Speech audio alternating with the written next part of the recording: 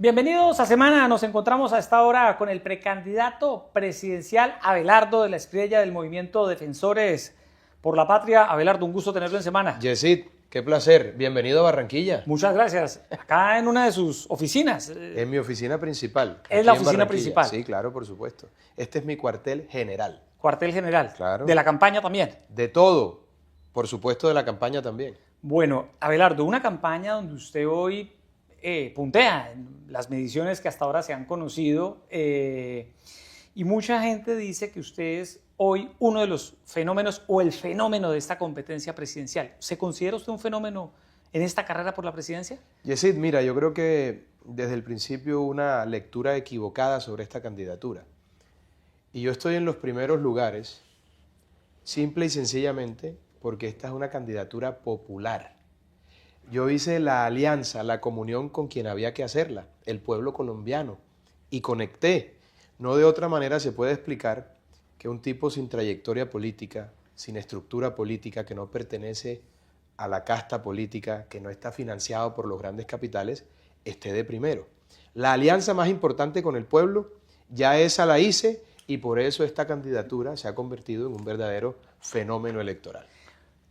Abelardo, hay muchas críticas en las últimas semanas por esa falta de unión de los movimientos de derecha, de centroderecha, por la posibilidad de que lleguen divididos a las elecciones en el 2026.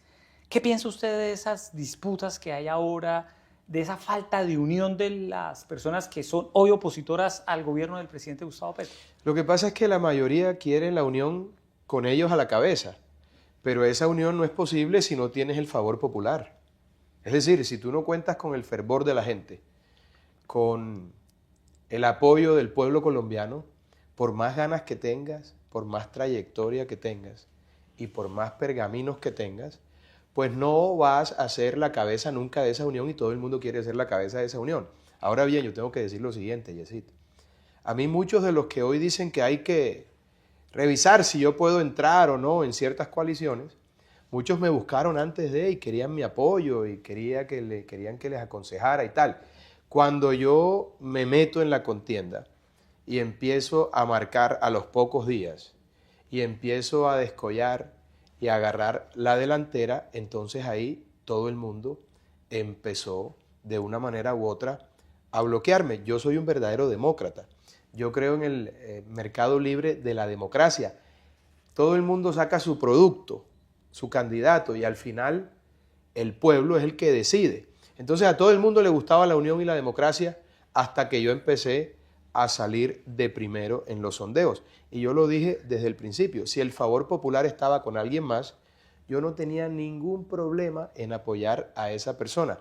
Gracias a Dios y al apoyo de los colombianos, ese fervor hoy está en la candidatura del Tigre y por eso voy de primero en todos los sondeos. ¿Y usted a qué está dispuesto de cara a una unión? O sea, ¿qué propone usted para unir a un bloque de centroderecha y de derecha? ¿Qué fórmula se le ocurre a usted de cara a esta coyuntura donde hay dificultades para unir a estos dos sectores políticos? Yesid, eso es muy importante porque aquí tiene que haber una unión real, una unión práctica y una unión patriótica que deponga los intereses y los egos particulares para poner por encima de todo eso los altos intereses de la República, como decían los antiguos romanos. Entonces, lo que yo creo es que dejar solo al candidato de izquierda durante 5 meses al ruedo solitario sin que haya un candidato de este lado es un verdadero despropósito. Es decir, ninguna estrategia política que consulte la realidad podría explicar que esperemos hasta marzo para que el candidato, el heredero de Petro y de la izquierda radical, el señor Cepeda, quede casi 6 meses solo al ruedo. Nosotros no podemos seguir agobiando al pueblo colombiano con esa incertidumbre, con esta desazón, con la desesperanza que hay porque no se ve una salida. ¿Qué propongo yo, Yesid? Porque yo soy un tipo que viene del mundo privado, del sector privado, de la empresa. Yo no soy político, yo soy un tipo pragmático. Lo que propongo es lo siguiente, precisamente para sacar a la gente de la angustia darle tranquilidad al pueblo colombiano y no dejar que el candidato de Petro y de la izquierda radical esté solo como candidato único de la izquierda. ¿Cuál es su fórmula? ¿Qué propone? La fórmula es muy sencilla. Una encuesta antes del 10 de diciembre para que se pueda conocer el resultado el 10 de diciembre, ya te explico por qué.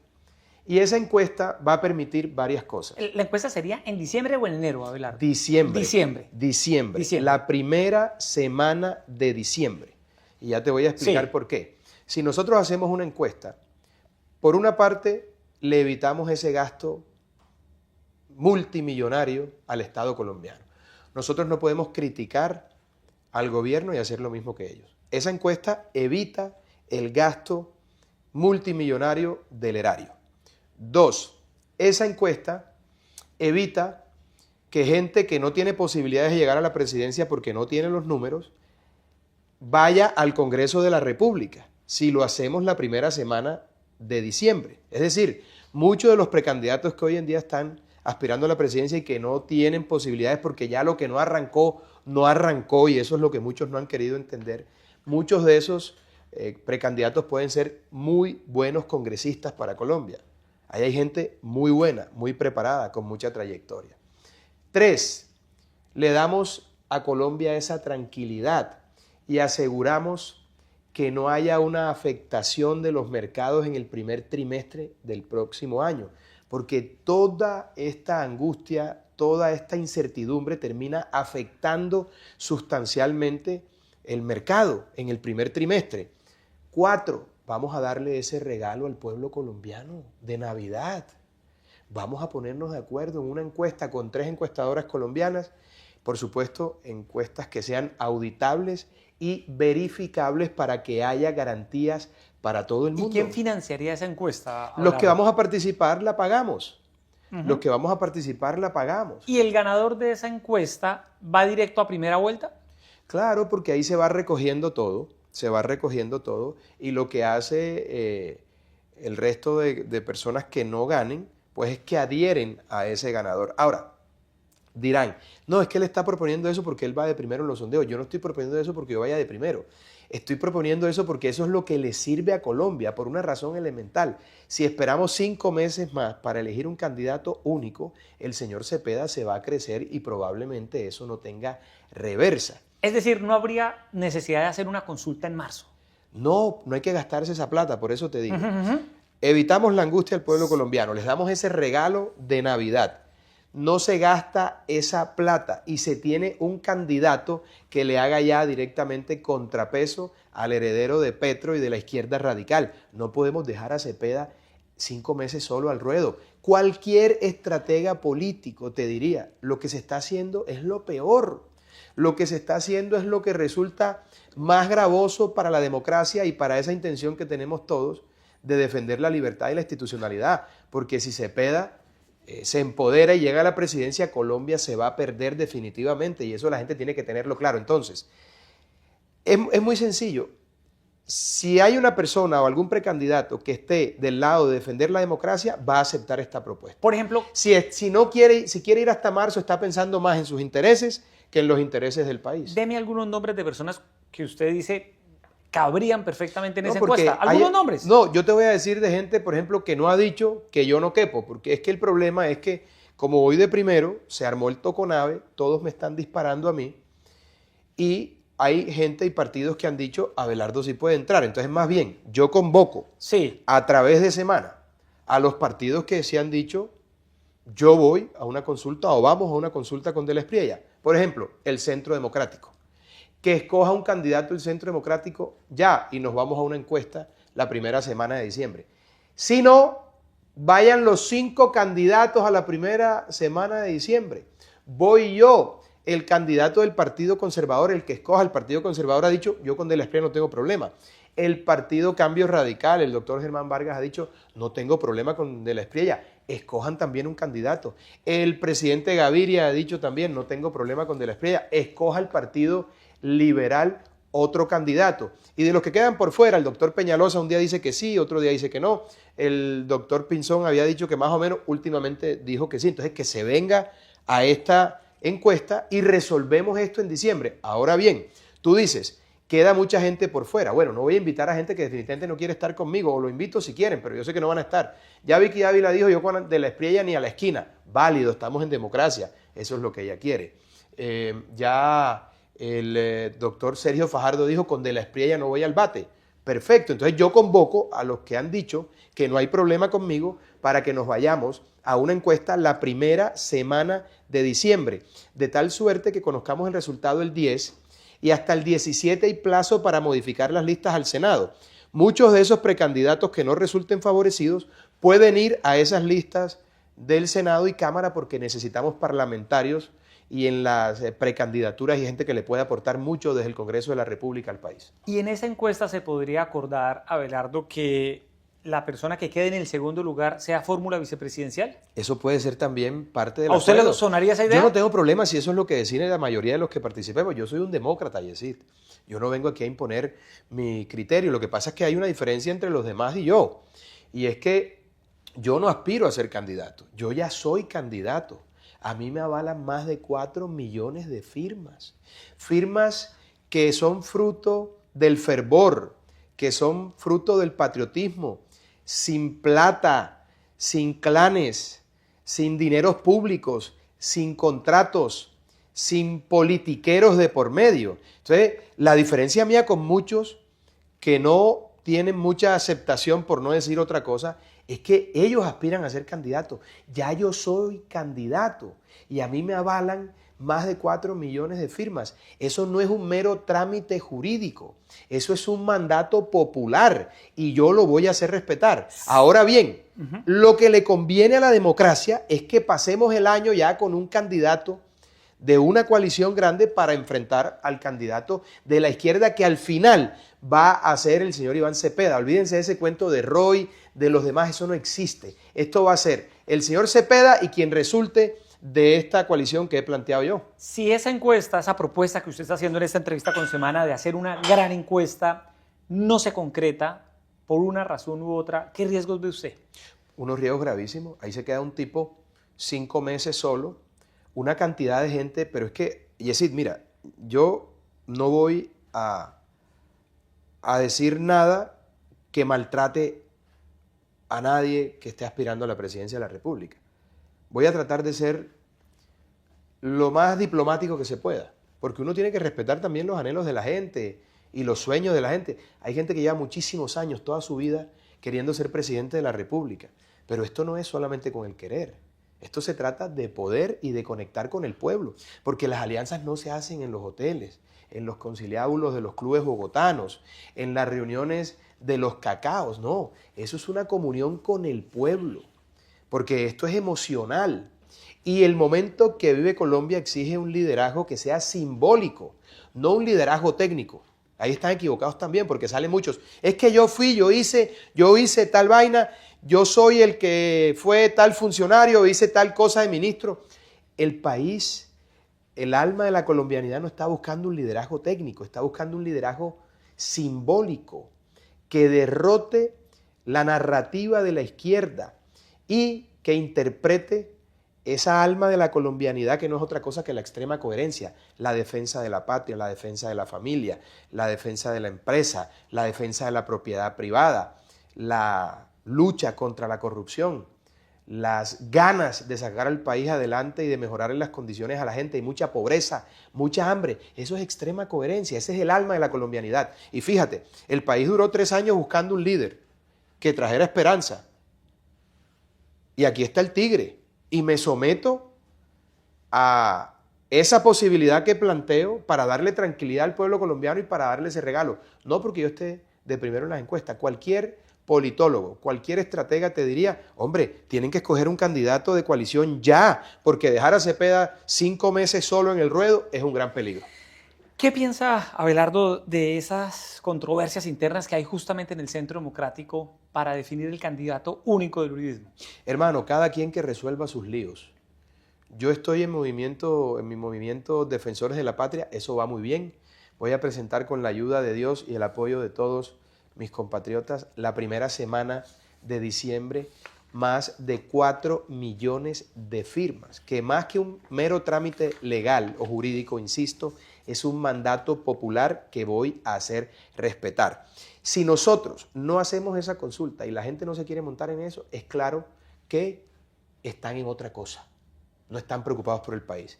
Si no vamos a esa encuesta, no consulta, sino a esa encuesta de los primeros días de diciembre, cometemos un gran error. Y lo que sí no voy a aceptar yo es someterme hasta marzo y quedar supeditado a lo que digan los distintos sectores, que un día uno me vetan, otros días otros me censuran. Entonces, si no se da esa encuesta, usted no iría a consulta en marzo. Yo tengo un mandato popular de más de 4 millones de firmas. Entonces lo estoy revisando porque es que la gente que está firmando por Abelardo de la Espriella no está firmando. Pero Abelardo, bueno, eso es una noticia. Es decir, usted dice en esa entrevista con Semana, propone la encuesta en diciembre. Claro. Pero si no se da esa encuesta en diciembre. Yo sigo trabajando. Pero es posible que usted vaya directo a primera vuelta. Yo sigo trabajando, hermano, porque yo no puedo parar. Entonces, ¿qué voy a esperar? Que se pongan de acuerdo 50, 70 precandidatos que no suman un porcentaje relevante entre todos ellos, mientras la izquierda sigue avanzando. Yo tengo que ser responsable con el mandato que tengo. ¿E iría a primera vuelta? Hermano, lo estoy revisando, no lo descarto por una razón elemental. Yo tengo un mandato popular, son 4 millones de firmas. Por eso yo le digo, y quiero ser claro, Yesid, a los partidos que no ven problema conmigo y a los precandidatos que no ven problema conmigo, que son el Centro Democrático, Cambio Radical, Partido Conservador, Partido Liberal, el doctor Peñalosa, el doctor Pinzón y algunos otros que se quieran sumar, vámonos a una encuesta la primera semana de diciembre. Y ahí acordamos las reglas de juego. Si quieren seguir peleando y discutiendo y con divisiones internas, intrigas y ataques, adelante. Que yo como un caballo cochero voy con toda. Así me tiren piedras de la izquierda, de la derecha, de arriba y de abajo. Yo voy viendo el objetivo y el objetivo es salvar a Colombia, reconstruirla y defender la libertad, la democracia y la institucionalidad. Abelardo, usted ha dicho en su discurso que busca llegar a la presidencia, entre otras razones, para castigar a Gustavo Petro. ¿Eso qué quiere decir? Hermano, mira, siempre he dicho que hay que castigarlo con las armas de la justicia, ¿de acuerdo? Con la fuerza de las leyes. Lo que ha hecho Gustavo Petro y sus cómplices del régimen le ha hecho muchísimo daño a Colombia. Eso no puede quedar en la impunidad, porque eso manda un mensaje terrible. Cuando me refiero a castigar, me refiero a hacer justicia. Y hacer justicia, al mejor decir de Ulpiano, es darle a cada quien lo que le corresponde. ¿Cómo vamos nosotros a avanzar como país si nosotros no castigamos el robo descarado de las finanzas públicas, la quiebra de Ecopetrol, la corrupción rampante, la cesión de soberanía, entregándole el catatumbo al narcoterrorismo y al cartel de los soles?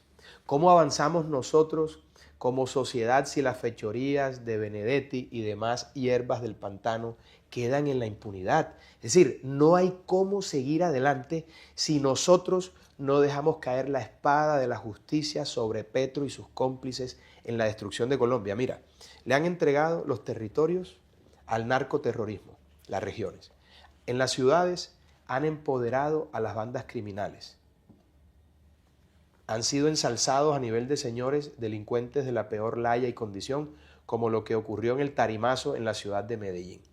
Han arruinado el Estado, agigantando la nómina, desangrando al Estado y además de eso, imponiendo impuestos asfixiantes a nuestros empresarios, a los colombianos en general. Han destruido el sistema de salud. Se han robado más de 90 billones de pesos. Acabaron con el ICETEX. Acabaron con el programa Ser Pilo Paga. Han profundizado la brecha social y han desangrado en general al Estado para tratar de atornillarse al poder. ¿A ti te parece que eso tiene que quedar en la impunidad? Eso debe tener castigo. Y Gustavo Petro tiene que saber que la justicia, no solamente nacional, sino también internacional, va a operar y le va a castigar como en derecho corresponde a él y a todos sus cómplices. Usted ha dicho incluso que enviaría a Petro en un avión de la DEA hacia Estados Unidos. Claro, por supuesto. ¿Cómo es eso? ¿Tú crees que Petro, un periodista tan agudo como tú con tantos años de experiencia, ¿tú crees que lo de Petro va a quedar en la impunidad para el gobierno americano? ¿Por qué crees que Petro está tan descuadrado? ¿Por qué crees que Petro está actuando de la manera más errática e inexplicable? Porque él sabe que hay, como decimos en el Caribe colombiano, un cable pelado grande en los Estados Unidos. Hermano, el haber entregado el Catatumbo para que ahí se haga una zona franca de narcotráfico, el haber permitido que lleguemos a 330.000 hectáreas de coca, haber implementado la paz total, que no es sino impunidad total, para evitar la extradición de grandes narcoterroristas y delincuentes. ¿Tú crees que a eso no se le va a pasar factura cuando se está conspirando contra el gobierno norteamericano? Por una razón elemental. En Colombia se produce el 70% de la cocaína del mundo. Mucha de esa cocaína termina en los Estados Unidos. Eso se volvió un problema de seguridad nacional para los Estados Unidos, amén de que hace muchos años se volvió en un problema de salud pública. Mira lo que está pasando con Venezuela, la guerra frontal contra el narcotráfico. Lo de Petro es grave, él lo sabe. O sea, ¿usted cree Y que por Petro eso, va a terminar con un indictment en los hermano, va a Estados Unidos? terminar muy enredado allá y acá, porque lo que ha hecho Petro no puede quedar en la impunidad. Petro sigue siendo un subversivo, Petro sigue siendo un guerrillero que quiere destruir el orden constitucional, que quiere aferrarse al poder y que tiene, como históricamente lo ha tenido, la izquierda radical en el narcoterrorismo, sus mejores socios. Abelardo, ¿quién es a su juicio Iván Cepeda? Esa persona que usted ve como el candidato a vencer en el 2026. ¿Quién es él? Mira, Iván Cepeda es un símbolo del comunismo extremo. Es además el heredero de Petro y de lo más recalcitrante, vetusto, manido y peligroso de la izquierda radical. Y yo lo quiero enfrentar a él, porque es que a mí me gustan los retos. Es un tipo formado, es un tipo frío y representa exactamente todo lo que yo he combatido y con lo que nunca voy a conectar ni conciliar. La destrucción de la economía, el empobrecimiento, la alianza con la narcoguerrilla, y por eso quiero derrotar a ese símbolo. Y el país no es bobo, el país ya escogió a otro símbolo de este lado. Ya el país me escogió a mí porque el país no quiere liderazgos, Yesid, técnicos. El país está buscando un liderazgo simbólico que represente todo lo contrario de Cepeda, porque el país no es tonto. Ya saben que Cepeda es el elegido y va a ser quien termine ungido al final como candidato de Petro y de la izquierda en general. Mira lo que pasó en el Movistar el 3 de noviembre. Es prueba de lo que te acabo de decir. ¿Por qué se llena el Movistar con 16.000 personas y se quedan 3.000 personas afuera? Sin buses, sin tamales, sin plata, sin políticos, sin maquinaria. Porque el pueblo, que no es tonto como los políticos piensan, necesitaba ungir a un candidato que fuera un símbolo de este lado para que enfrentara a Cepeda. Y eso es lo que la gente no, los políticos no han sabido leer. Esto es un fenómeno popular. Por eso la gente me está apoyando. Cepeda es un símbolo. No se puede negar. Un símbolo de lo que no debería ser y de lo que está mal. Y la gente me ha ungido a mí como ese líder que representa un símbolo que defiende esa extrema coherencia que identifica el alma de la colombianidad y que va a enfrentar a Cepeda como hay que enfrentarlo. Se dice que en una eventual segunda vuelta entre Abelardo Lesprella e Iván Cepeda, ¿podría ganar Iván Cepeda? Eso es pura paja, te voy a explicar por qué. Hace 4 meses decían, de Lesprella ya se lanzó, eso es un parapeto, eso es una morisqueta, eso es una payasada, eso no va para ningún lado. Luego empezaron a ver el power de las redes. Eso es solo redes, ahí no hay nada. Luego empezaron a ver cómo me iba a todas las regiones y hacía un lleno total de todos los escenarios con un fervor de la gente maravilloso y además espectacular, por el cual estoy muy agradecido. Y empezaron a decir, epa, si tiene fuerza, no solamente aire en las redes, también tiene tierra. Y ahora, como ya se dieron cuenta que llené el Movistar y que la saqué del estadio, entonces están diciendo, ese es el nuevo invento. No, pasé de que esto era una payasada y un parapeto a que Cepeda me gana en la segunda vuelta. Mentira, todos tienen las mediciones, yo tengo mediciones. Les gano a todos en segunda vuelta. Insisto, no están leyendo bien esto. Esto es un fenómeno popular. Es una sincronía en la defensa de unos principios y valores fundacionales. Esto no es un tema de ideología. Yo no estoy defendiendo aquí ideología, yo estoy defendiendo principios y valores fundacionales que representan el alma de la colombianidad y por eso hice comunión con el pueblo colombiano y esa es la alianza que verdaderamente me interesa a mí. Abelardo, ¿usted ve sólido al petrismo electoralmente hablando? ¿Los ve Pero fuertes? están vivos. Ahora bien, esa consulta que sacó 2.700.000 votos, yo tengo 4 millones de firmas, sin plata, sin pagarle a nadie, sin estructuras, sin contratos, sin politiqueros. Ellos metieron todo lo anterior en esa consulta. Eso de que no, que la consulta fue en frío, paja. Tenían politiqueros en todos los departamentos. Aquí en el Atlántico hicieron desastres y se gastaron todos los billetes del mundo. Entonces, evidentemente la culebra está viva. La culebra sigue viva. El petrismo está agonizando, hay que acabar de enterrarlo a través de la derrota de ese símbolo que significa y que representa Iván Cepeda, pero para eso necesitamos un candidato de coalición antes de que finalice el año para que Cepeda no se quede solo en el ruedo durante 5 meses. Antes de entrar a otros temas, cerremos con el tema de la encuesta, que quería saber lo siguiente. ¿Cree usted que el expresidente Uribe, por ejemplo, le gustaría esta fórmula de la encuesta que usted está proponiendo? ¿La ha consultado con él? No, esta es una propuesta de mi propia cosecha. No la he consultado con el presidente Uribe. Creo que podría gustarle y de alguna manera resolvería muchos de los problemas que tiene el Centro Democrático, porque según parece no van a elegir a finales de este mes el candidato del Centro Democrático. Yo le propongo a ese partido hermano que es el Centro Democrático. Vénganse los 5, vámonos a una encuesta la primera semana de diciembre. Invitemos al Partido Liberal. ¿Y quién haría la encuesta? ¿Cuál sería la firma? Las 3 firmas más importantes las escogemos con unos compromisarios que mande cada precandidato. Se paga la encuesta, se promedia y se hace una verificación y una auditoría. Y le regalamos eso de Navidad al pueblo colombiano. Piensen en esto, llevarle esa tranquilidad a la gente. La gente está angustiada.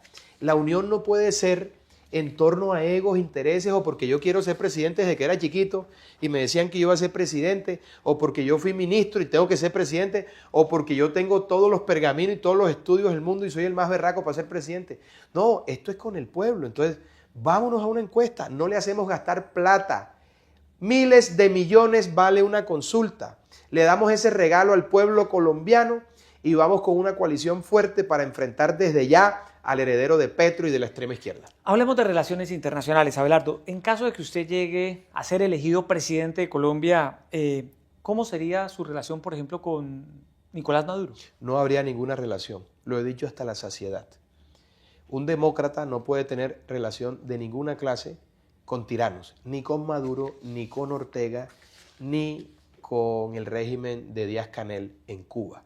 Y por supuesto con ningún otro país en el que no opere correctamente la democracia. ¿No iría al Palacio de Miraflores? No hay ninguna posibilidad.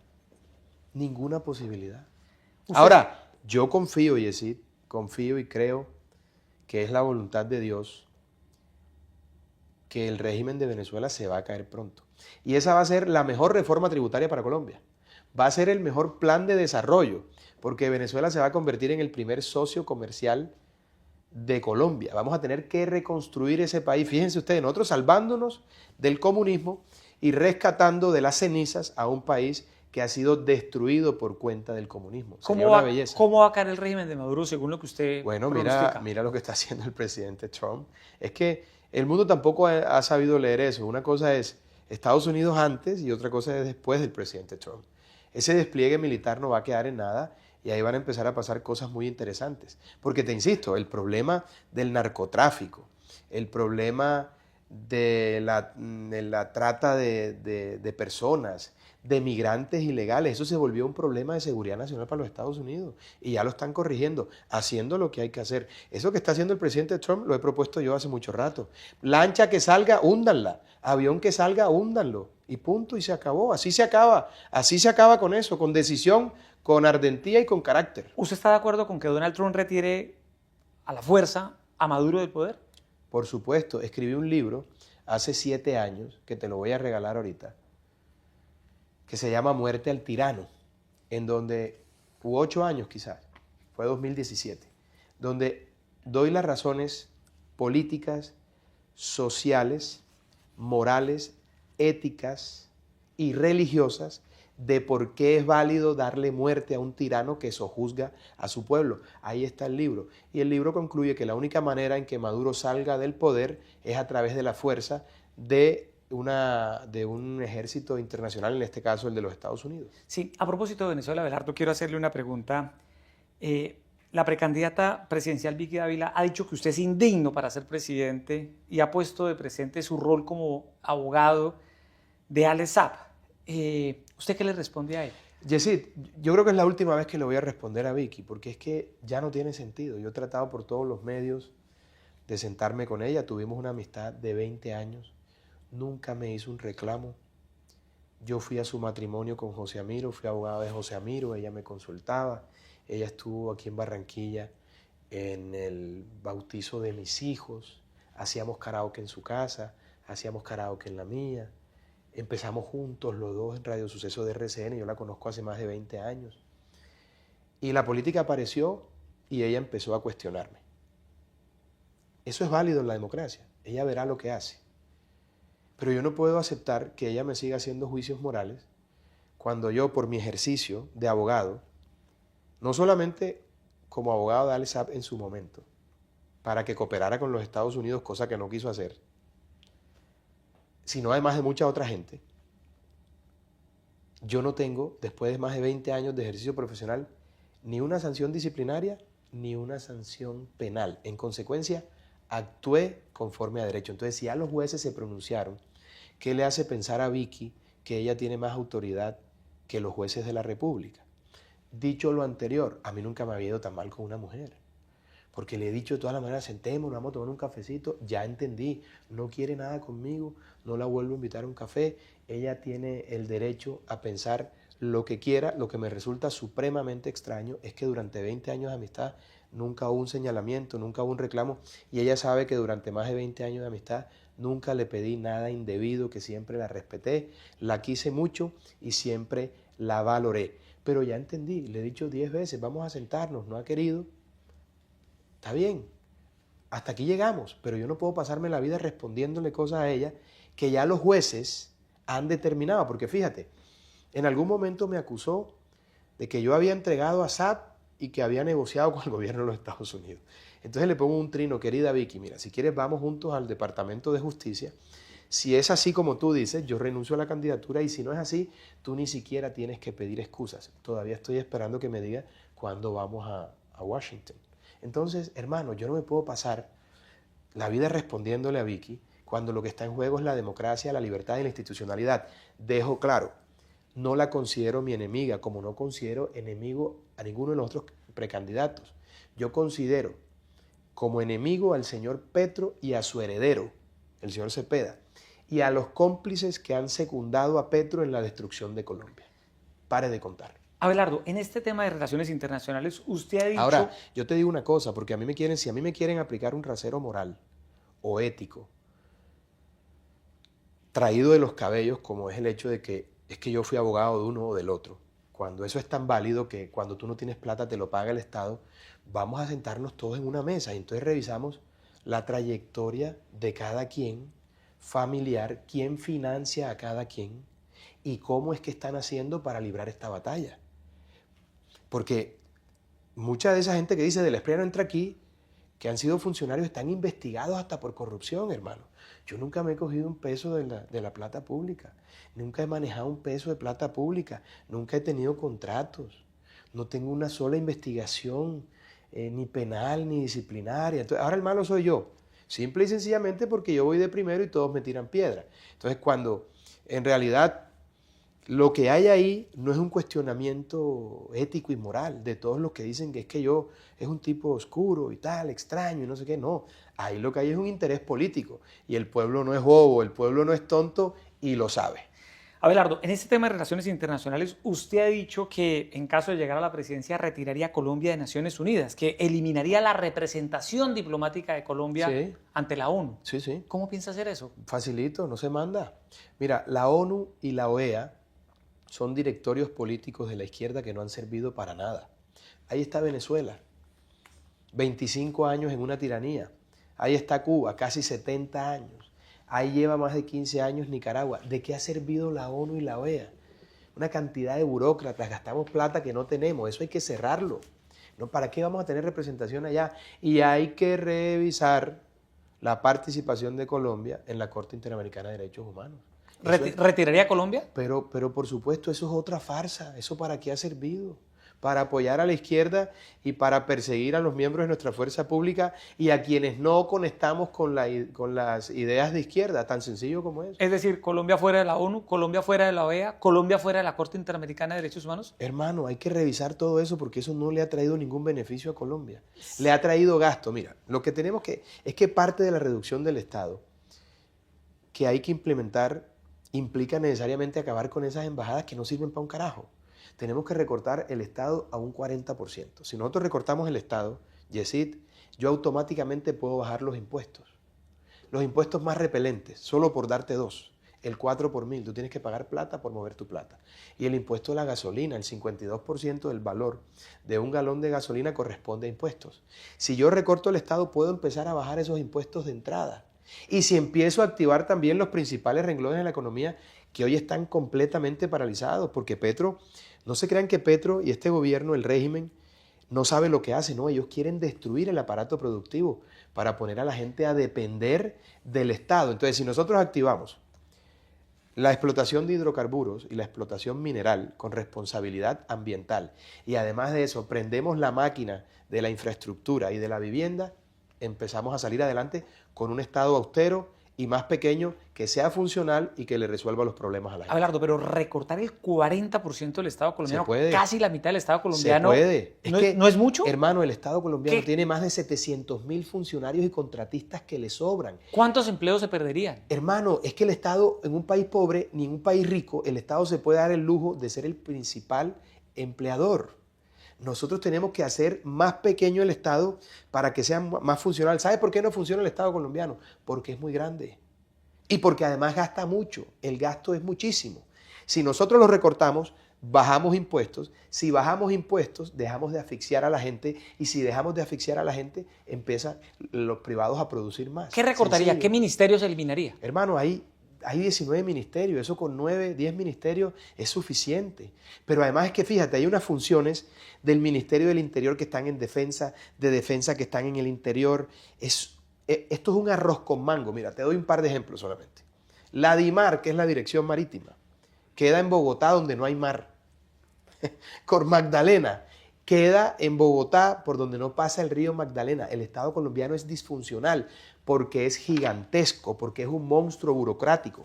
Si nosotros lo recortamos, lo vamos a hacer más funcional y lo vamos a hacer más efectivo. 40%. Claro, por eso voy con toda. Mira, la cosa es muy sencilla. Requeriría de proyectos en el Congreso para poder eliminar ministerios.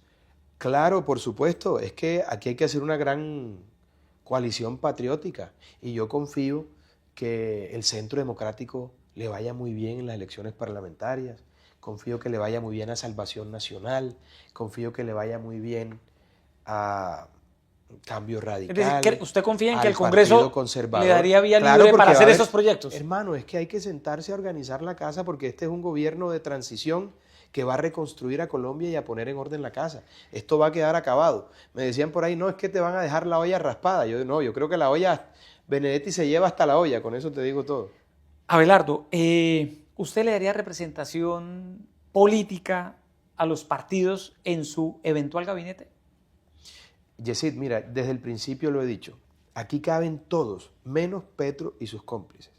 Hay partidos que han estado firmes con la defensa de la democracia. Nadie que haya ayudado a Petro tiene cabida en mi gobierno. Tan sencillo como eso.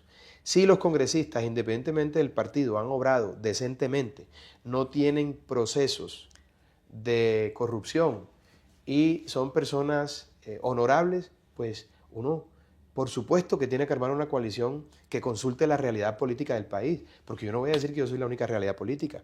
Aquí los partidos, muchos partidos están vivos, Yesid. Está vivo el Centro Democrático, está vivo Salvación Nacional, está vivo Cambio Radical, el Partido Conservador, un ala del partido de la U que ha sido firme en la defensa, otros se han torcido, eso no tienen cabida aquí. El Partido Liberal, una parte, ha estado firme en la defensa también de la democracia, de la libertad, de la institucionalidad. No hay que tenerle miedo a ese cuento de los políticos. Los malos son los políticos malos, pero evidentemente hay políticos buenos. Ahora, este es un movimiento ciudadano y yo lo que quiero plantear son nuevos liderazgos desde las regiones para cambiar el orden. Esto es un cambio de orden. Y eso necesita sangre nueva.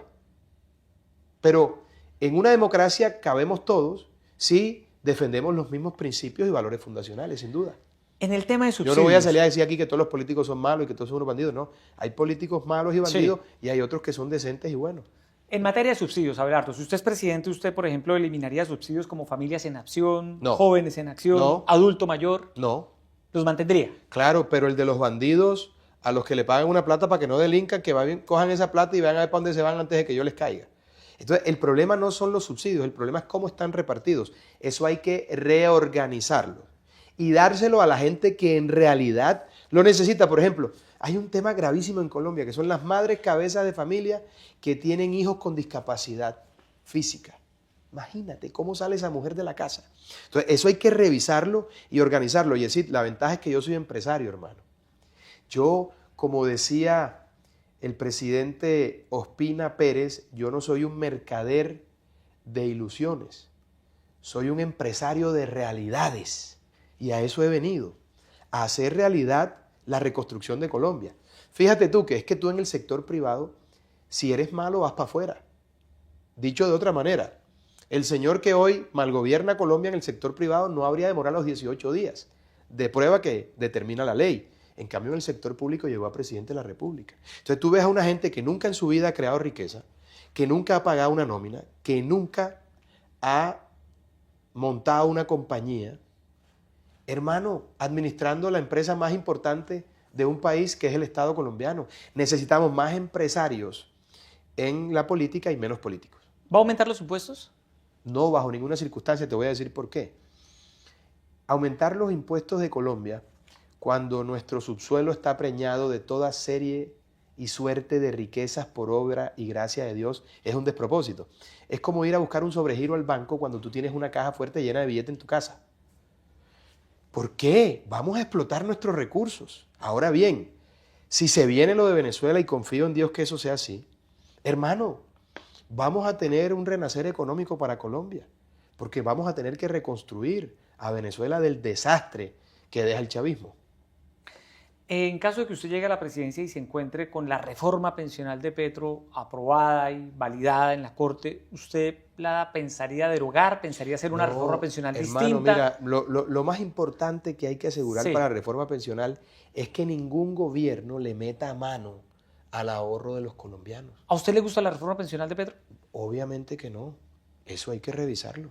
Por eso, y si usted llega al poder y se encuentra con esa reforma pensional funcionando, ¿usted tramitaría una nueva reforma pensional? Hermano, habría que revisarlo y hay que ver cuál es el consenso, pero yo parto de la base que todo lo que se ha hecho en este gobierno es nocivo y es terriblemente malo para el país y para los ahorradores. ¿O a ti te parece que hay buena intención cuando el gobierno de Petro, el régimen, lo que ha intentado es meterle mano al ahorro de los colombianos que están en las pensiones?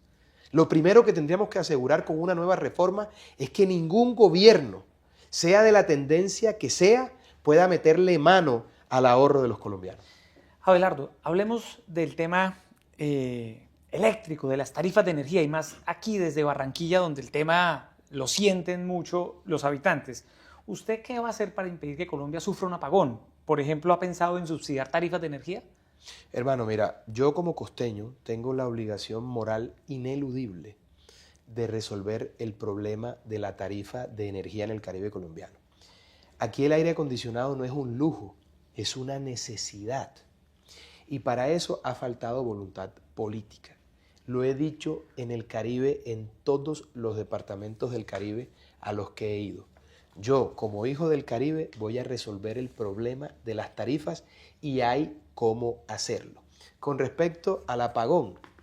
¿Pero subsidiaría las tarifas? Claro, hay que revisarlo, por supuesto. Por supuesto que hay que subsidiar ciertas tarifas para la gente de más escasos recursos. Y hay que ver cómo se nivela eso frente a las tarifas en otras regiones del país. Hay que buscar una fórmula que nos permita equilibrar la balanza. Y eso se puede hacer, pero para eso se necesita, Yesid, voluntad política. Y todo el mundo, Yesid, sabe cuáles son los problemas de Colombia y cuáles son las soluciones. El país está sobrediagnosticado en todos los temas, pero a la gente se le olvida el ingrediente más importante de esa receta, que es el valor para hacer las cosas, la ardentía, la decisión, el talante. Yo lo tengo. El apagón, hermano, está a la vuelta de la esquina. Hay un problema muy delicado con eso y eso hay que resolverlo, porque Petro ha ido jugando a que ese apagón le toque al próximo gobierno. Y el país tiene que saber que la crisis energética ha sido generada por el gobierno de Gustavo Petro. En ningún otro gobierno teníamos déficit. Se ha presentado aquí porque Petro se ha atravesado a todos los proyectos de generación que se han propuesto en los últimos 3 años. Y eso hay que retomarlo para evitar el apagón. Abelardo, en materia de cultivos ilícitos, la Corte Constitucional ha limitado la aspersión aérea con glifosato.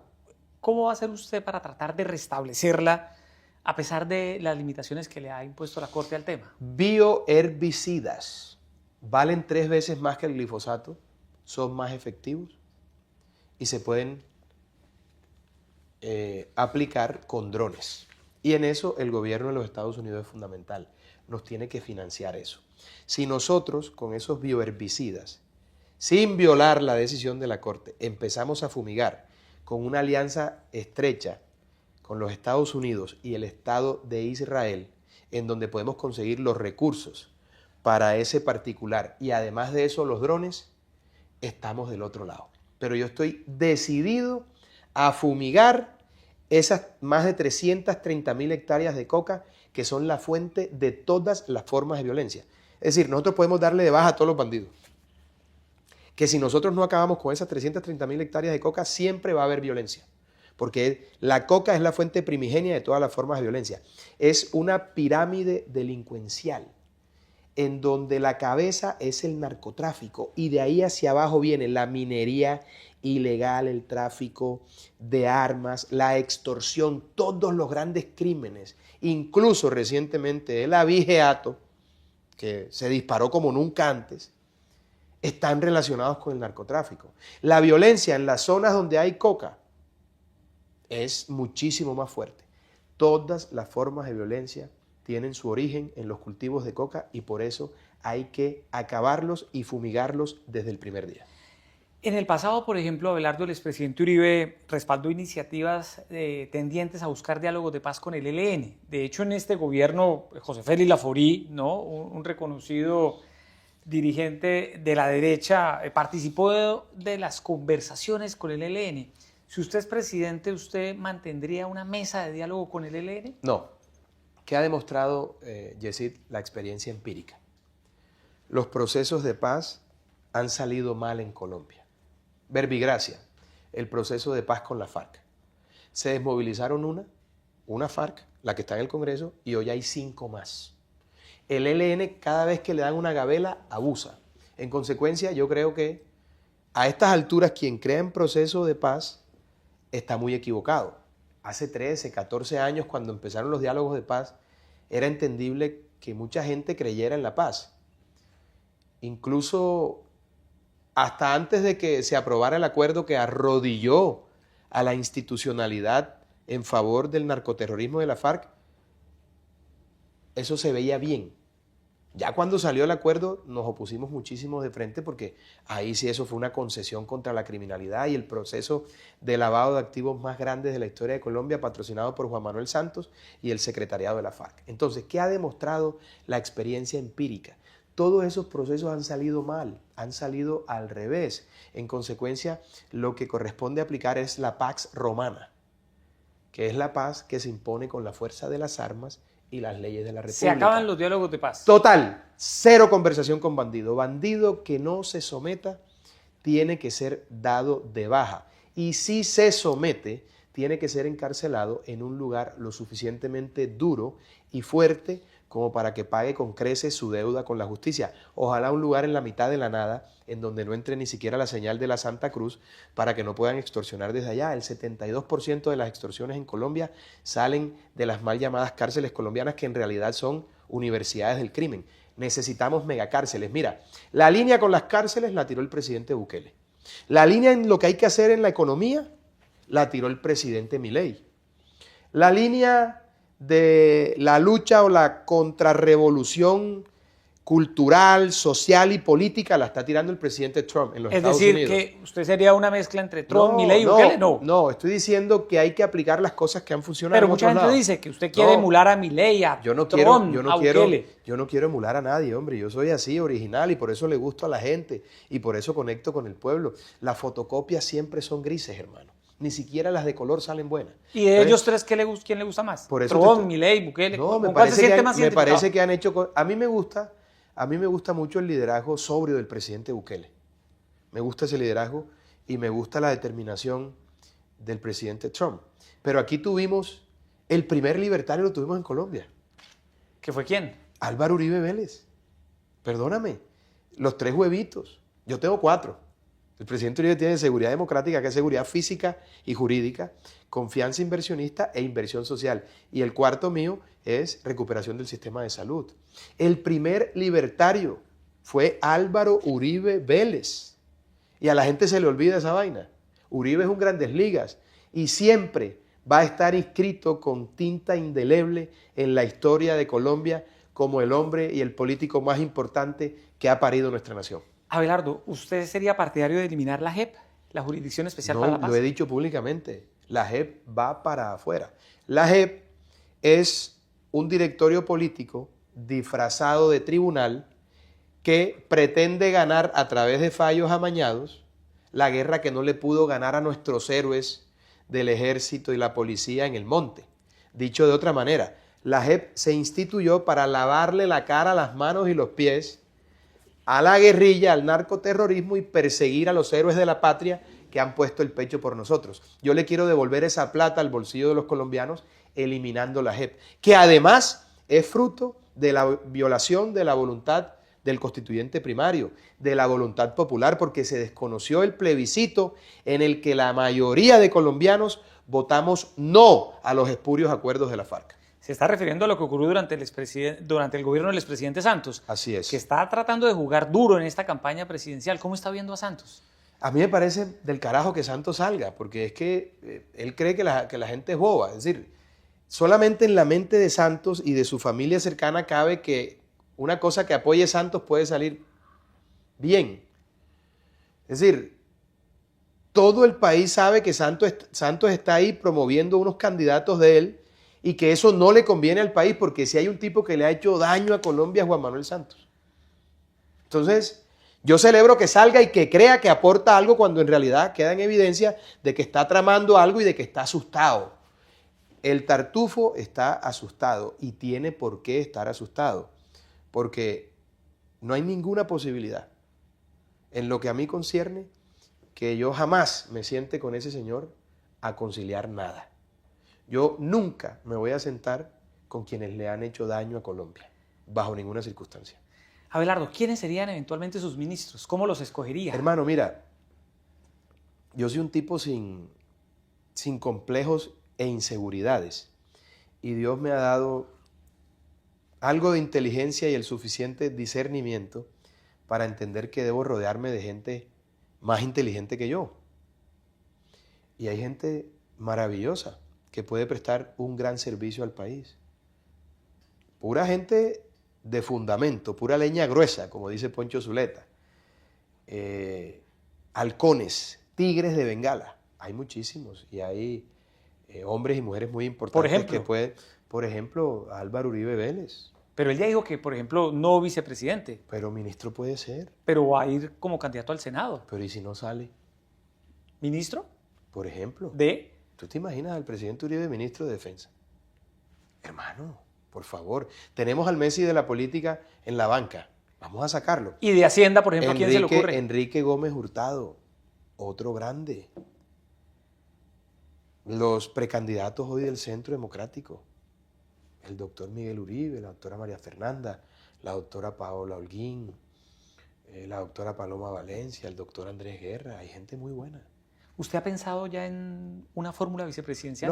No. Yo vivo... Además, es una cosa interesante, sí, porque yo creo que el único que se está gozando la campaña, que se está divirtiendo, que permite que la campaña lleve su ritmo, que no presiona nada. Como decimos en el Caribe colombiano, me la estoy vacilando. Entonces yo dejo que cada día traiga su afán. Pero me imagino que debe estar pensando quién podría ser. ¿Tiene que ser una mujer? No necesariamente. ¿Por qué?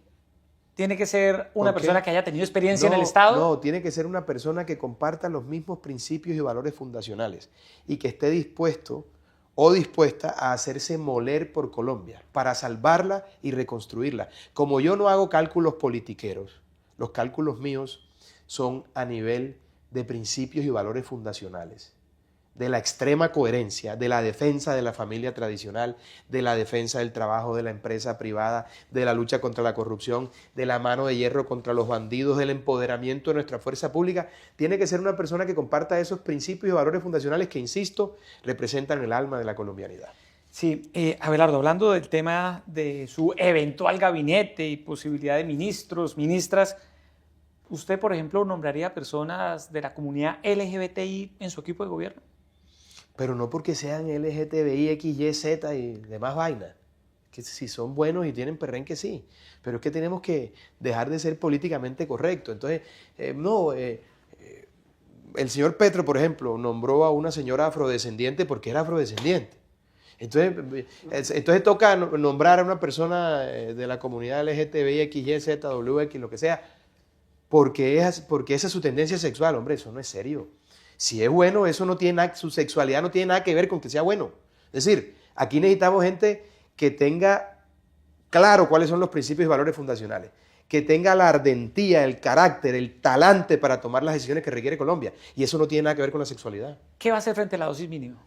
La dosis mínima. Yo soy un enemigo acérrimo de las drogas. A Colombia le ha hecho mucho daño la droga. Sobre eso hay unas decisiones judiciales, sobre eso hay que revisarlo. Pero tenemos que tener claro, mi querido Yesid, que si hay una tragedia grande para el pueblo colombiano, ha sido el narcotráfico y la droga. Y lo más lamentable es que dejamos de ser productores para volvernos consumidores. Lo que sí puede tener claro el país es que soy un enemigo de la droga en todas sus presentaciones y manifestaciones.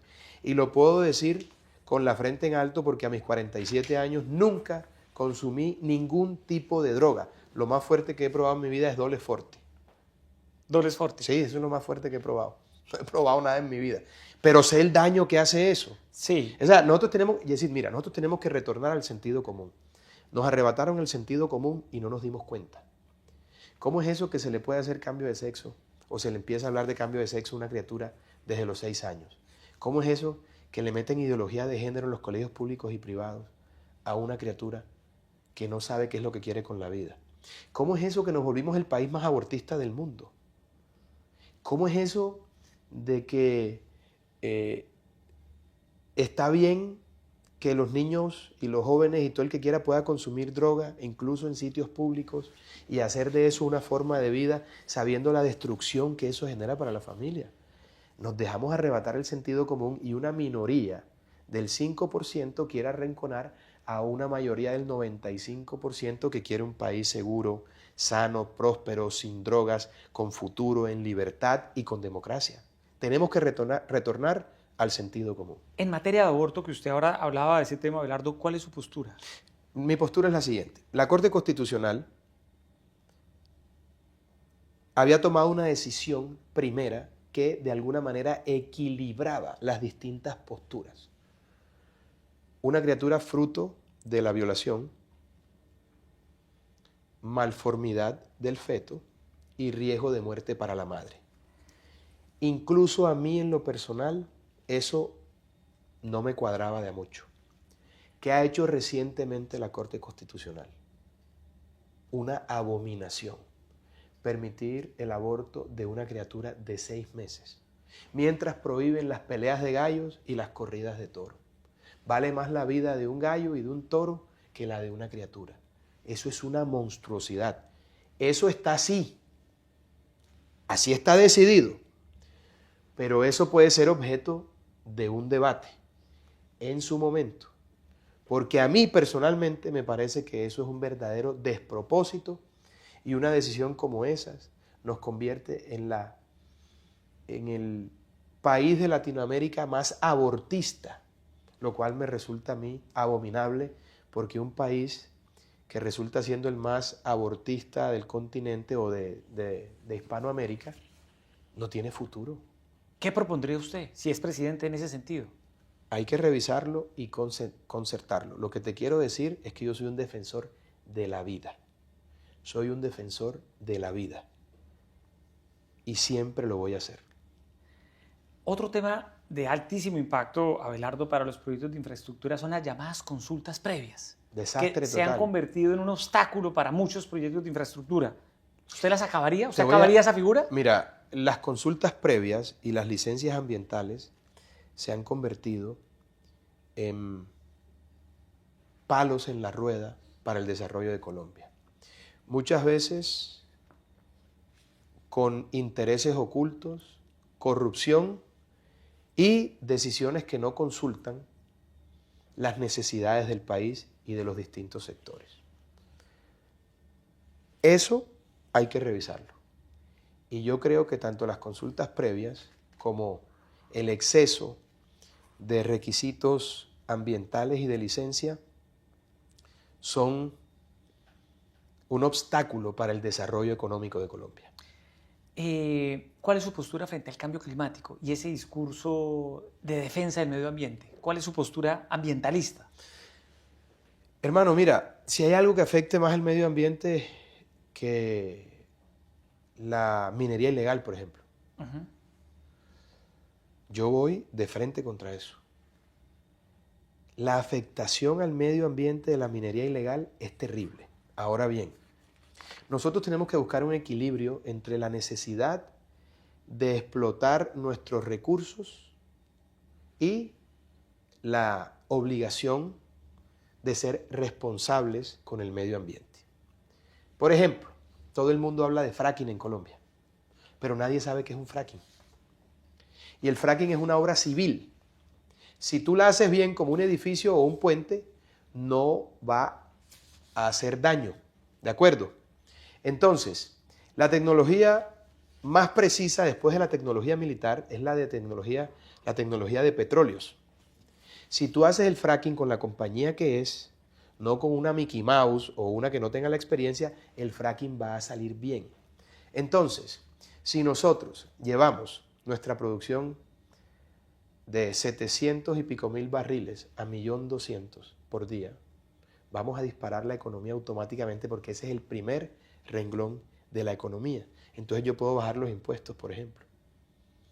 Aquí hay que explotar los recursos naturales a lo que dé y los recursos minerales a lo que dé, con respeto ambiental, con responsabilidad ambiental. Porque, insisto, es como pedir un sobregiro cuando tienes una caja fuerte llena de plata en tu casa y quedas endeudado con el banco.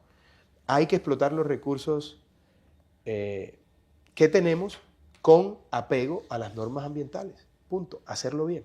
Abelardo, ¿usted estaría de acuerdo con que se modifique la forma en que se elige hoy, por ejemplo, al fiscal general de la Nación, al Contralor General de la República, al Procurador? Yesid, mira, yo creo que hay otras prioridades más importantes. La justicia necesita una reforma, pero una reforma que permita que el ciudadano de a pie tenga acceso a la justicia. Las instituciones son lo que la gente cree que son, y hoy la percepción o la creencia del pueblo colombiano en torno a la justicia es que es injusta. Entonces hay que hacer que el ciudadano de a pie tenga acceso a la administración de justicia, que la justicia sea efectiva, que sea asertiva y que produzca resultados. Por ejemplo, ¿Cuánta gente que es capturada en flagrancia termina cayéndose esa captura cuando van ante un juez? Eso hay que revisarlo. Eso hay que analizarlo. Es decir, tenemos que tener una justicia lo suficientemente organizada y efectiva como para que nos permita luchar contra el crimen organizado de manera decidida. No hay otra forma, porque la fuerza pública puede hacer su trabajo y si los jueces no hacen bien el suyo, ese delincuente termina en la calle. Y la percepción hacia afuera es que no hay justicia, porque me ha tocado ver casos me contaba recientemente un policía que una persona de su barrio trató de violar a su hija. Él lo sorprendió, casi lo mata, lo metieron preso y a los 3 días lo soltaron y el tipo desde la otra calle le hace caras al policía todo el día. ¿Cómo crees tú que va a terminar eso? Sí.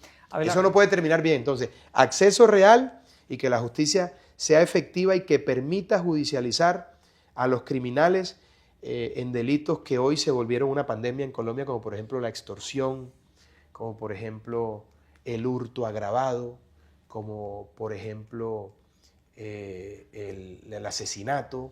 Mucha de esa gente termina en la calle porque no se hace una correcta judicialización. Sí, Abelardo, mucha gente se pregunta cuánto ha invertido hasta ahora Abelardo Lesprilla en su campaña presidencial. ¿Cuánto ha invertido? Al único que le preguntan eso es a mí, ¿verdad? Uh-huh. Pero fíjate, el único que paga su campaña soy yo. Los demás todos están financiados. Ese es otro llamado para los empresarios, ¿sabes? Qué bueno que me recordaste. Porque el 95% de precandidatos que están allá o que están en esta batalla que no solamente es política y democrática, sino que también es moral y espiritual, están financiados por empresarios. El único que se financia con sus propios recursos soy yo. Y paradójicamente, al único que le preguntan cuánto se ha gastado es a mí. Pero no pasa nada. Vamos para esa. Yo monté un proyecto a través del cual he hecho autosostenible la campaña. Ahora bien, como estas cuentas hay que entregarlas, ¿verdad? El país las va a conocer y se van a sorprender de lo austera que ha sido esta campaña. ¿Sabes por qué? Porque hay fervor. Porque hay pasión, porque ha generado esperanza. Mira, hay 200 vallas en todo el país. Yo no he pagado una sola valla.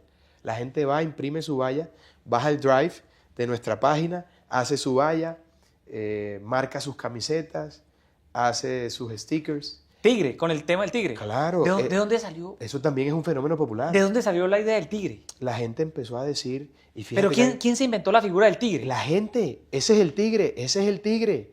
Y empezó a través de las redes a crecer esa ola del tigre y nos dimos cuenta en la campaña que era un hit del carajo porque hacía muchísimos años no se comparaba un candidato presidencial en Colombia con un animal. Y con un animal pues de ese nivel y de esa fuerza. Y después de eso me acordé yo que además fíjate tú la cantidad de similitudes que hay, porque el último presidente costeño lo tuvimos hace 131 años, Rafael Núñez. Y hay un libro muy interesante del doctor Indalecio Liévano que se llama La leyenda negra de Núñez. Y como Núñez era costeño, como yo, le inventaron todas las barbaridades habidas y por haber, como me las han inventado a mí. Y revisando el libro en estos días, a propósito de que me lo encontré en mi biblioteca, porque Borges decía que solamente hay una cosa mejor que leer, y es releer. Empecé a releerme otra vez la leyenda. O sea, lo que han dicho de mí es nada en comparación de lo que decían de él. Pero mira, le inventaron unas cosas terribles, terribles. No lo bajaban de ladrón, de sátiro, de ¿Y usted se siente perseguidor. representado? O sea, cuando releyó eso, ¿se sintió representado? Pero, ¿O dijo, hermano, me salvé, no me hermano, desentango? mira, hermano, no. Al presidente Núñez lo trataron casi tan mal como a mí. Sí. Sus competidores y detractores. Y releyendo ese libro encuentro que le decían el tigre del Cabrero a Núñez. Yo no me acordaba de eso. El tigre del Cabrero. Claro, entonces fíjate tú, costeño, vilipendiado y atacado, hoy recordado por la historia como uno de los hombres y presidentes más importantes de Colombia. El gran creador y gestor de la Constitución de 1886. Y además de eso, le decían, como a mí, el tigre, pero del Cabrero, porque él despachaba desde el Cabrero en Cartagena. Él no despachaba desde Bogotá. Es decir, que la palabra tigre es un fenómeno popular. Claro, pero es una acepción que usted tomó de la gente, que le decía a usted es el Claro, tigre, pero usted es el ¿sabes tigre. por qué? Porque el tigre es fuerte, porque el tigre es decidido, porque el tigre defiende y lo hace bien, y cuando ataca es mortal. Y la otra es el saludo de Firmes por la Patria. ¿De dónde salió ese saludo? A mí siempre me ha gustado, y entonces en unos videos que hacía yo desde Italia decía firme por la patria, y varios amigos me llamaban y me decían, oye, eso no va a gustar porque eso es muy fuerte, eso es muy militar. Le dije, oye, pero si no hay cosa que represente más el alma de la colombianidad, es decir, la extrema coherencia que la defensa de la patria. Por eso tenemos que estar firme por la patria. Entonces, cuando lanzamos la campaña para recoger firmas, acuñamos esa frase, firme por la patria. Y yo le pegué el saludo. Y no te imaginas el éxito que ha sido el saludo. Yo llego a cualquier lugar, niños, mujeres, ancianos, jóvenes, me hacen el saludo militar con calle de honor. Es decir, estamos retomando símbolos que nos hacen sentir orgullosos, que exacerban ese nacionalismo que es absolutamente necesario para sacar el país adelante, que llevan a otro nivel el patriotismo, que es el antídoto contra todos los defectos, porque a mí me dijeron toda la vida de decir que la política sacaba lo peor de los seres humanos. Yo soy la prueba viviente de lo contrario. La política de mí ha sacado lo mejor. Yo estoy más sereno que nunca, más tranquilo que nunca, duermo mejor que nunca, más relajado que nunca, más responsable y disciplinado que nunca en lo que digo, cómo lo digo, y sobre todo con la claridad absoluta de que yo no puedo anteponer esos ataques personales que me hacen a mí a los altos intereses de Colombia. Entonces, creo que el patriotismo es el mejor antídoto, porque a mí ni rabia me da cuando me atacan. Pero algo lo habrá amargado, ¿no? No, hermano, mira, cuando tú tienes claro que el enemigo no es quien te ataca de este lado, sino Petro y su heredero que se quieren quedar en el poder, y cuando has dejado que la conducción de esta tigreneta, o de esta... sí, porque no es por patineta, sino por camioneta, ojo. Ajá. De esta tigreneta, de este proyecto, de este fenómeno popular, lo lleve Dios, tú estás tranquilo. Y si tú sabes que tu vida ha sido clara, ha sido transparente, y que lo que has hecho es trabajar, y que estás dispuesto a sacrificar esa tranquilidad y esa buena vida que tenías por hacerte moler por Colombia, digo yo que el patriotismo exacerba lo mejor, porque en mí ha sacado lo mejor. O sea, yo dejé todas las comodidades por venirme acá y no lo padezco, no lo sufro. O sea, me estoy divirtiendo, me gusta, me encanta el contacto con la gente, desdeño que no pueda salir más a la calle a saludar a la gente por los temas de seguridad. Ahora el ELN acaba de volver a amenazarme, lo publicó Semana, pero yo sigo para adelante, hermano. Con la ayuda de Dios y el apoyo de mis compatriotas vamos a salvar y a reconstruir a Colombia. Abelardo, para ir terminando esta entrevista... Pero está buena, ¿verdad? Sí, sí, sí. Esto va a ser un batazo. ¿Sus hijos qué le dicen? Mi hija mayor, Luchía, yo tengo 4 hijos, 2 mujeres y 2 hombres. Los hombres son tranquilos, relajados. Puro Netflix, Nintendo, fútbol, viven en un planeta propio. Mi hija mayor, Luchía, se preocupa, se asusta, le da miedo el tema de la seguridad. La chiquitica, por ejemplo, porque empezaron a decir, no, es que Del Espriella, quién sabe cómo llenó el Movistar y tal, y no sé qué. Y yo dije, miren, la única persona que cuadré fue a mi hija Francesca, que no quería salir a la tarima y me tocó darle un bombombón. O sea, no fue un tamal, fue un bombombón y un supercoco. Pero la familia, pues, preocupada por el tema de seguridad. Pero yo no podía, Yesid, seguir viéndome al espejo y hablarles a mis hijos de honor, de dignidad, de patriotismo, de civismo, de responsabilidad, si yo le daba la espalda a mi país en sus horas más oscuras, y por eso estoy aquí. Entonces yo creo que la palabra empuja, pero el ejemplo arrastra. Ellos se están pillando, se han dado cuenta de todo el sacrificio que estoy haciendo, porque yo estoy arriesgando mi vida, estoy arriesgando mi patrimonio, porque a diferencia de los otros candidatos, yo me financio solo. Pero a mí es el único que me preguntan cuánto me gasto. Pero bueno, no importa.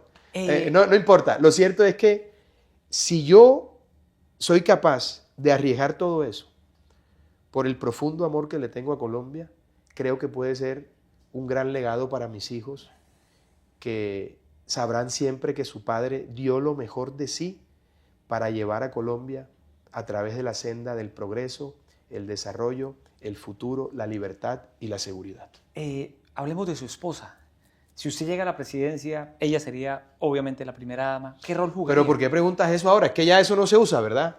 Digo, llega un presidente con una esposa, pero resulta que otra es la primera dama. ¿Quisiste decir eso? No. Si usted es presidente, ella sería la primera dama. Hermano, yo no tengo más. Ajá, o sea, claro. Evidentemente, ella sería la primera dama. ¿Qué rol jugaría ella como primera dama? Hermano, ¿En qué se la imagina usted eventualmente si mira, llegan a la Casa de Nariño? Yo no estoy sorprendido porque yo conozco las capacidades de mi mujer. Pero mi mujer es mi arma secreta. Es lo mejor de mí. Dios, la providencia, tuvo una cortesía especial conmigo al darme a Ana Lucía como esposa.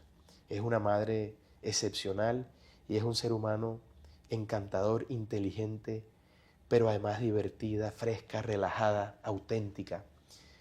Y cuando la vi montada ahí, haciendo un discurso en la Convención Nacional de Defensores de la Patria, ante 16,000 personas, primera vez que hablaba en público, había un aura que la rodeaba y una energía maravillosa. Yo espero que Dios me permita ser un gran presidente para Colombia. Eso lo sabe Dios, pero yo estoy seguro que Ana Lucía sería la mejor primera dama. ¿Haría trabajo social? Por supuesto, trabajo social como corresponde. Abelardo de la Espriella, gracias por esta entrevista con Semana. Hermano, gracias, ha sido un placer, bienvenido a Barranquilla. Mira que esto es un cambio de orden. Yo no sé si hay muchos antecedentes que los directores de Semana hayan ido a Barranquilla a hacer una entrevista. No, hay que ir donde está la noticia. Mamá, estoy triunfando, mamá. ¿Qué le dice su mamá? Está nerviosa, pero está contenta. ¿Sí? Sí, claro. ¿Pero qué consejo le da en medio de esta campaña? Que me cuide. El problema aquí es la seguridad, Jessy. El problema es la seguridad. Pero además de que se cuide, ¿qué otro consejo le da? No, que me cuide, porque ella sabe que yo sé lo que hago, pero la seguridad muchas veces no depende de uno. Digo, tú te cuidas, pero los ataques vienen de afuera. Esa es su mayor preocupación. Está preocupada, pero está contenta. Mi padre también. Y... ¿Qué le dice su padre? No, pues mi papá dijo un día, mira, un día fuimos a dar un pésame y tú tenías 2 años. Y llegamos y empezaron a decir, cuidado, el niño lo va a morder el perro. Había un perrito mediano ahí. Cuidado el niño, decían las personas donde mis padres estaban dando el pésame, cuidado el niño lo va a morder el perro y tal. De pronto oyeron el perro gritando y voltearon y yo estaba mordiendo al perro. Entonces mi papá dijo, mira, yo siempre supe que... Ah, usted mordió al perro. Claro, todo el tiempo fue, cuidado el perro muerde al niño y fui yo quien mordió al perro. Mi padre dijo, a partir de ese momento, yo supe que tú estabas para grandes cosas. Bueno, muy bien. A todos ustedes, Abelardo, gracias. Gracias, y gracias a todos los colombianos que hoy, cuando Colombia atraviesa sus horas más oscuras, están firme por la patria, firme por la patria. A todos ustedes, gracias por estar conectados como siempre con Semana. Sigan con todas las noticias de Colombia y del mundo en semana.com. Abelardo de la Espriella. Firme por la patria.